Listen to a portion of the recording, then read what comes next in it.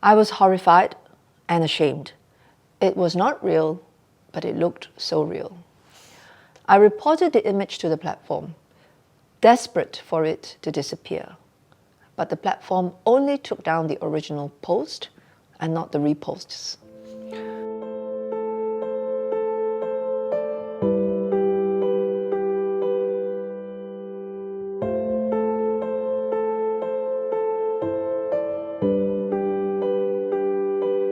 I was only 18 when I saw it, an image of my face being superimposed onto a stranger's nude body. Strangers reposted the image and left comments, mocking it and making sexual remarks. I was horrified and ashamed. It was not real, but it looked so real. I reported the image to the platform, desperate for it to disappear. But the platform only took down the original post and not the reposts. I was shocked, scared, and embarrassed. I even blamed myself for ever posting photos of myself online in the first place. I am 29 now, yet I still wonder, who did this to me? Are these photos still online? Unfortunately, with more deepfakes, stories of victims like what we just read, they are not so uncommon anymore. And we had been thinking about how we can provide better support to victims. And I wonder if you would, share with us your thoughts and what your research tells you about victim support. So one of the projects that I'm working on currently is called the CASMIDAproject. And the project looks at the intersections between campus sexual violence as well as online sexual harms, which of course you know a lot about. I think for one, as you mentioned, emotional and psychological support to the victim survivor is always important. Just to reassure them that, okay, somebody is on their side, but also reassure them that there's no, that it's not their fault, which very often I think with these online harms is that the victims tend to be blamed by other people. So like even friends or family members, people in the public.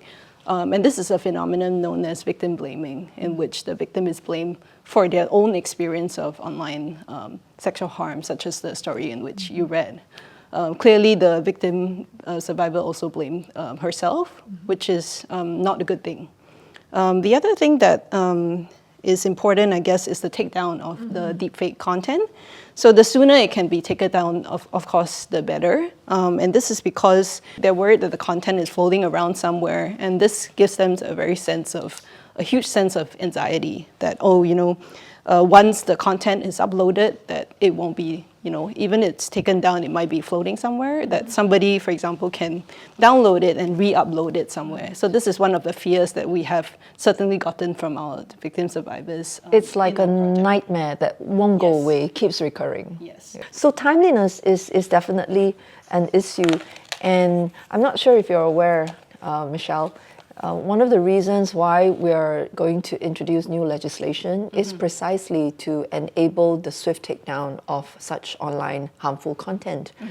Because the research tells us quite clearly, even when victims make legitimate reports to the platforms, more often than not, the platforms do not remove this harmful content.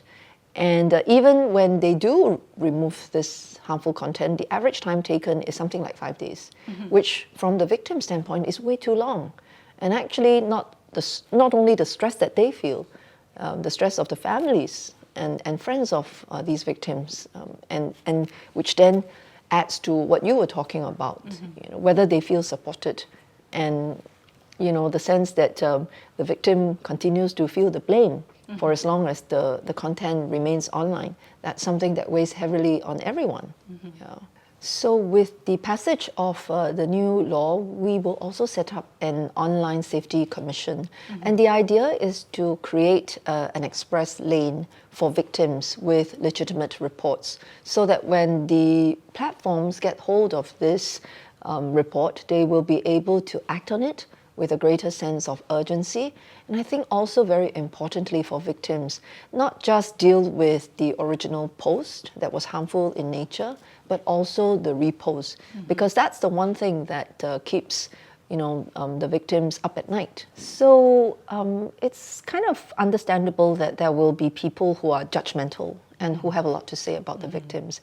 But I'm curious, what is the psychology behind people who care about the victim, who love the victim, like family and friends? Why is it that they would also victim blame? So I'm not a psychologist, but I will say some ideas that I have. So one theory might be that precisely because they care a lot about the loved one or the friend, close friend, who has become a victim survivor, unfortunately, that because of that very strong feeling, that the more they want to fix the problem. But I guess the point here is that it's not really a problem that they can fix or that can be fixed. Correct. Yeah, it's already happened. I guess the question is, how do you deal with it? And their response, sometimes the immediate response is that, oh, it's your fault because you uploaded these things online. So their natural response is to victim blame, even though I don't think maybe they don't intend for it to feel that way. But when the victim survivor hears it, obviously they'll feel like, oh no, how come I'm being blamed for this? I'm not supported and exactly. I'm actually being thrown into the deeper end. Yeah. So that will be one theory. The other one would be that it's so normalized. It's like it's happening to everybody. It's so common that maybe even the friends or the family members have experienced it. So their first instinct would be like, oh, but you experienced it, so what? I also experienced it. It's so common. You just have to suck it up and deal with it. Well, it seems to me that when an online harm occurs, it's not a single victim. Yes. People who care about them have also become victims because they're frustrated, they don't know how to deal with it, and perhaps the only way they can express their care is to,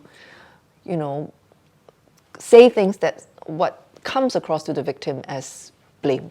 Yes. So my recommendation would be to let the friends and family members know that they shouldn't be, not to judge, not to blame. And when something happens, it's not upon them, don't take it upon them to fix something. They can say, are you okay? Can I offer some help? How can I support you? There's also training that is out there for family and friends who want to, for example, become a first responder. So it's called the first responder training or the bystander training. And the first lesson that you learn in there is not to fix the problem and also not to blame the victim, but to learn how to respond as a first responder to somebody who just experienced this. I find it very useful. I've been through the training myself, and I do find it quite useful because they do tell you that it is not your fault, meaning not the friend's fault or family members. Like you didn't manage to protect them. Correct. Yeah. Why did I encourage you to use social media, for example? But the other thing that you said that struck a chord is that this normalization may actually have turned the tables against the victims. Correct. They are basically told that other people have experienced this, so you shouldn't think that it's anything abnormal. And I guess that's a really perverse outcome. None of us should feel comfortable, living with these kinds of online harms and think that it is part of our normal interactions. And I guess it's also the question of how do we put a stop to these kinds of online harms becoming, normalized in our society. I guess from my position as an educator, one solution that I provide is education. That means educating the young generation how to think about things and to equip them with the skills that they can, take to when they encounter a problem like online sexual harms. So I'm really glad to hear you talk about, education. On the legislative front, we are going to empower the Online Safety Commission so that they can issue directions to 3 different entities to take down the offensive content. This would be to the perpetrators, the people who originated the content. It would also be to the administrator, in groups where the content is circulating, plus, of course, the platforms. In addition to that, it's really important that we equip people with the ability to tell apart cheap fakes and deep fakes from real content. MDDI will be stepping up our efforts in order that society can deal effectively with cheap fakes.